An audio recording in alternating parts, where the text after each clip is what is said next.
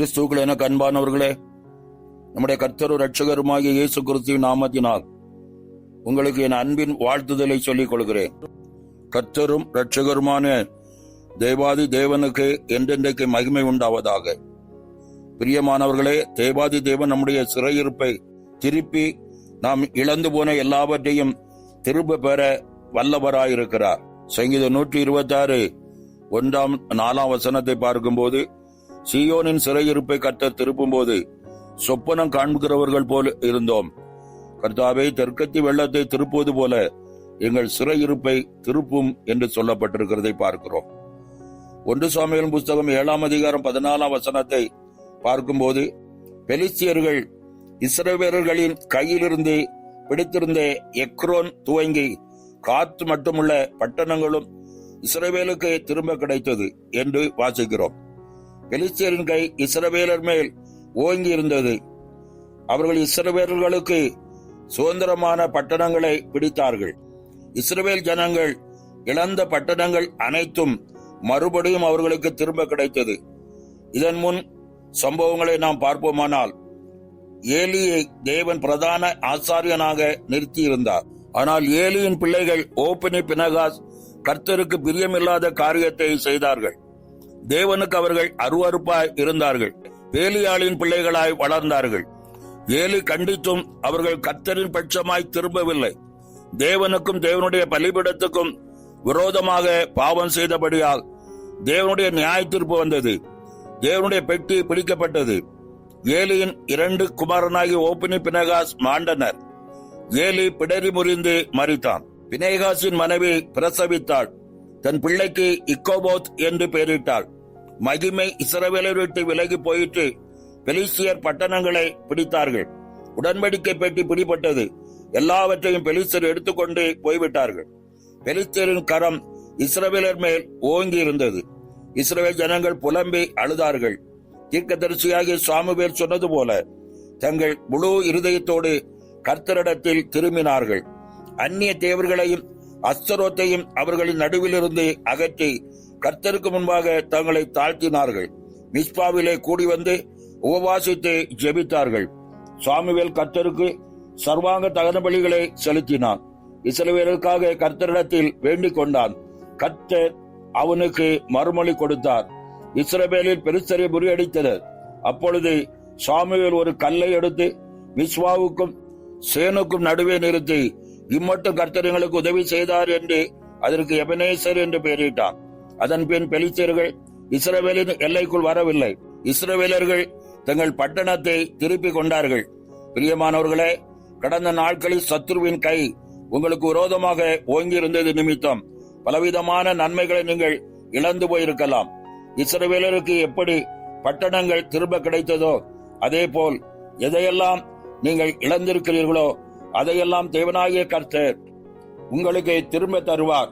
சத்ருவாகிய பெலிஸ்தியர் பிடித்துக் கொண்டு போனவைகள் எல்லாம் உங்களுக்கு திரும்ப கிடைக்கும். கடந்த வாரம் பார்த்தது போல தாவீது தேவ சமூகத்தில் தன்னை தாழ்த்தும்படி தேவத்தை கொண்டு வர செய்து தேவ சமூகத்தில் தன்னை தாழ்த்தி விசாரித்தது போல் நீங்களும் தேவ சமூகத்தில் உங்களை தாழ்த்தி விசாரிக்கும் போது நீங்கள் இழந்து போன அனைத்தையும் தேவாதி தேவன் உங்களுக்கு திரும்ப தந்து உங்களை மகிழ்ந்திருக்க பண்ணுவார். வேதத்திலே 2 நாளாகமத்தின் புஸ்தகம் 33 அதிகாரம் முழுவதுமாய் வாசித்து பார்ப்போமானால், இஸ்ரவேல் ராஜாவாகிய மனாசேயை குறித்து பார்க்கிறோம். அவன் கர்த்தரின் பார்வைக்கு பொல்லாப்பானதை செய்தான். இவன் எசேக்கியா ராஜாவின் மகன். எசேக்கியா ராஜா தகர்த்து போட்ட மேடைகளை திரும்பவும் கட்டி பாகால்களுக்கு பலிபீடங்களை எழுப்பித்தான். ஜனங்களை வழி தப்பி போக பண்ணினான். தேவனுக்கு பிரியமில்லாத வழிகளிலே நடத்தினான். கர்த்தர் அசிரியா ராஜாவின் சேனாதிபதிகளை அவன் மேல் வரப்பண்ணினார். 2 நாளாகமம் 33:11 பார்க்கும்போது, அவர்கள் மனாசேயை முட்செடியின் பிடித்து 2 வெண்கல சங்கிலிகளால் அவனை கட்டி பாபிலோனுக்கு கொண்டு போனார்கள். எனக்கு அன்பானவர்களே, மனாசே மிகவும் நெருக்கப்பட்டான். தன்னுடைய நெருக்கத்தில் மனாசே தேவனாகிய கர்த்தரை நோக்கி கெஞ்சி தன் பிதாக்களின் தேவனுக்கு முன்பாக மிகவும் தன்னை தாழ்த்தினான். தேவனாகிய கர்த்தரை நோக்கி அவன் விண்ணப்பம் பண்ணி கொண்டிருக்கிற போது அவனுடைய கெஞ்சுதலுக்கு இறங்கி அவன் ஜெபத்தை கேட்டு வெண்கல சங்கிலிகளால் கட்டப்பட்டிருந்த அவனை விடுவித்து மனாசையை திரும்ப எருசலேமில் உள்ள தன்னுடைய ராஜ்யத்திற்கு வரப்பண்ணினார். கர்த்தரே தேவன் என்று அப்பொழுது மனாசே அறிந்தார். என அன்பானவர்களே, மனாசே தேவனுக்கு முன்பாக தன்னை தாழ்த்தினான், கெஞ்சி வேண்டிக் கொண்டான். அப்பொழுது தேவன் அவனுக்கு இறங்கினார். இன்றைக்கும் உங்கள் வாழ்க்கையில் ஏற்படும் நெருக்கத்தின் வழியாய் நீங்கள் கடந்து போகும்போது உங்களை அவர் சமூகத்தில் தாழ்த்தி கெஞ்சி போது நீங்கள் இழந்து போன எல்லா நன்மைகளையும், ஆளுமையின் அதிகாரத்தையும், மேன்மையான ஆசீர்வாதங்களையும் உங்கள் தேவனாகிய கர்த்தர் திரும்ப தந்து உங்களை உயர்த்தி ஆசீர்வதிப்பார்.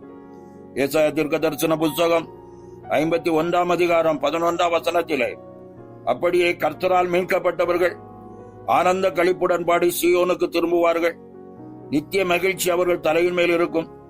சந்தோஷம் மகிழ்ச்சி அடைவார்கள்.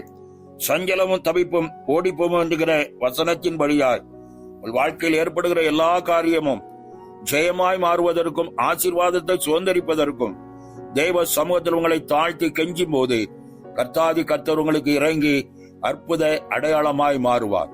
கர்த்தர் தாமே இந்த வார்த்தைகளை கொண்டு உங்களை ஆசீர்வதிப்பாராக. ஆமேன். ஜெபம் செய்வோம். நேசிக்கிற நல்ல பிதாவே, இந்த நாளுக்காக நன்றி செலுத்துகிறோம். இந்த 11வது மாதத்தின் கடைசி வாரத்தில் வந்திருக்கிறோம். கர்த்தருடைய கரம் இதுவரை நடத்தி எங்கள் வாழ்க்கையில் நீர் எபனேஸ்வராய் விளங்கினீரப்பா. அதற்காக உமக்கு நன்றி செலுத்துகிறோம். இந்த நாளிலும் பலவிதமான சோதனைகளிலே, போராட்டங்களிலே வாழ்ந்து கொண்டிருக்கிற உடைய பிள்ளைகளுக்கு நீர் விடுதலையின் தேவன் என்பதை கண்டுகொள்ளத்தக்கதாய் யாரெல்லாம் உடைய சமூகத்தில் தங்களை தாழ்த்தி கெஞ்சி மன்றாடி விண்ணப்பங்களை கொண்டு வருகிறார்களோ அவருடைய மன்றாட்டுகளை கேட்பீராக. விண்ணப்பங்களுக்கு பதில் கொடுப்பீராக. மேன்மை நன்மையின் ஆசீர்வாதங்களை சுதந்திரிக்க கிருபை செய்வீராக. கிருபைநாயுடைய கரம் ஒவ்வொரு பிள்ளைகளையும் ஆசீர்வதிக்கிற கரம் என்பதை பிள்ளைகள் கண்டு சாட்சியா நிற்க கர்த்தர் கிருபை செய்வீராக. மேலான நாமம் மகிமைப்படட்டும். எல்லா மகிமைகள் உமக்கு செலுத்துகிறோம். அந்தகார சக்திகளை மேற்கொண்டு அந்தகார சக்தியின் கிரிகளை அதம் பண்ணி ஜெயத்தின் வாக்கு தத்தங்களையும் நன்மையின் ஆசீர்வாதங்களையும் கரத்திலிருந்து எடுத்துக் கொடுத்து ஆசீர்வதிக்கிறோம் நல்ல பிதாவே. ஆமேன், ஆமேன்.